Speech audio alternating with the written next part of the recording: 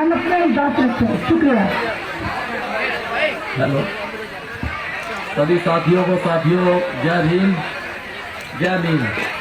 साथियों एक दफा आप सभी बाबा साहब डॉक्टर B.R. अम्बेडकर जी को लेकर के नारा लगाएंगे। जय भीम जय भीम जय भीम जय भीम। बाबा साहब अमर रहे, बाबा साहब अमर रहे। साथियों आपको पता ही है कि जो ये मोदी सरकार है, मोदी सरकार ने देश के अंदर किस प्रकार की जो ये रणनीति अपनाई है, उसी के खिलाफ पूरे देश के अंदर प्रदर्शन हो रहा है। और प्रदर्शन लगभग मुस्लिम समाज ओबीसी आदिवासी सिख मुस्लिम समाज के सभी भाई हर जगह कर रहे हैं, हर राज्य में कर रहे हैं। और उसी मुहिम में भीमसेना समस्त भारत संगठन का मैं छोटा सा सिपाही हूँ। पूरे भारत के अंदर हम काम करते हैं और भीमसेना पूरे भारत के अंदर प्रोटेस्ट कर रही है। और दिल्ली से लेकर के साथियों भारत के जो 29 राज्य हैं और 7 केंद्रीय शासित राज्य हैं, हर राज्य के अंदर हम CAO NRC को लेकर के प्रोटेस्ट कर रहे हैं। वो प्रोटेस्ट क्यों कर रहे हैं? वो इसलिए कर रहे हैं कि ये जो काला कानून भाजपा की सरकार लेकर के आई है, मोदी और अमित शाह गंजा टगला जो ये काला कानून लेकर के आया है, इस काले कानून के विरोध में हम प्रदर्शन कर रहे हैं। और ये तड़ी पार जो गंजा टकला तड़ी पार अपने आप को गृह मंत्री लेकर के बैठा है, बन करके बैठा है, वो अपने आप को पूरे भारत में ये समझता है कि तेरा ही कानून चलेगा, तू ही हिटलर है और हिटलर शाही को हम बर्दाश्त नहीं करेंगे।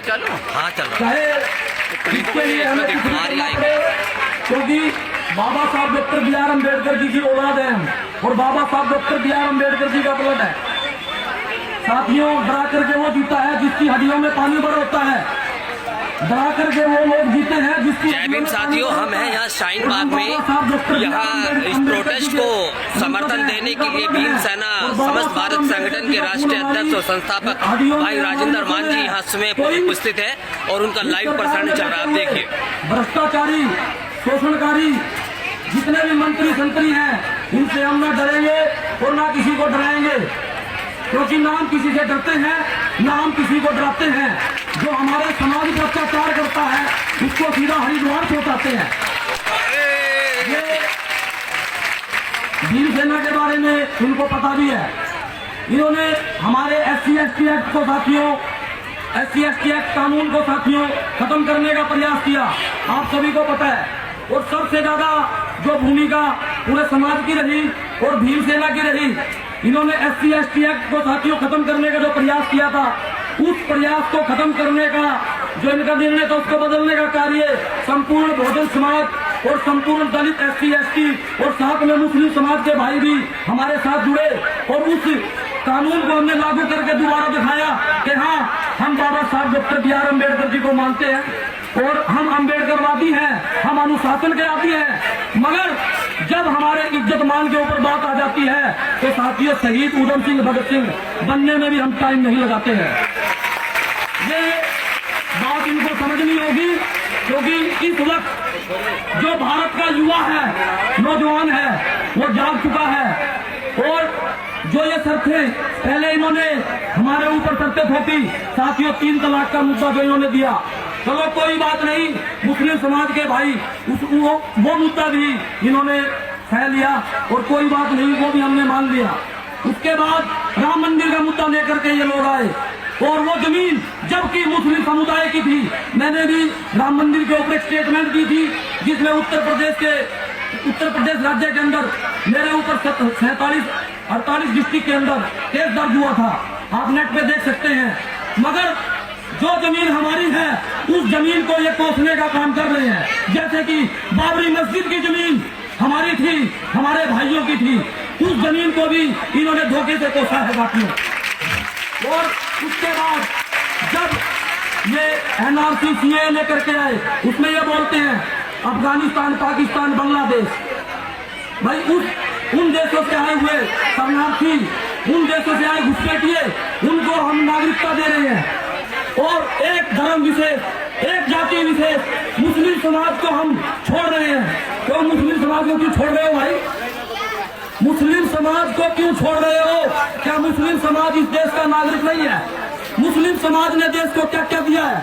मुस्लिम समाज ने देश को ताजमहल दिया है साथियों, मुस्लिम समाज ने देश को लाल किला दिया है। जो ये मोदी हिटलरशाही के तहत अपने काले कानून को लेकर के यहाँ पे आया और फखर के साथ जा करके लाल किले के ऊपर भारत का झंडा लहराता है, वो फखर महसूस करता है, मगर उसको ये नहीं पता कि लाल किला भी तेरे बाप ने बनाया है, मुस्लिम समाज ने बनाया है।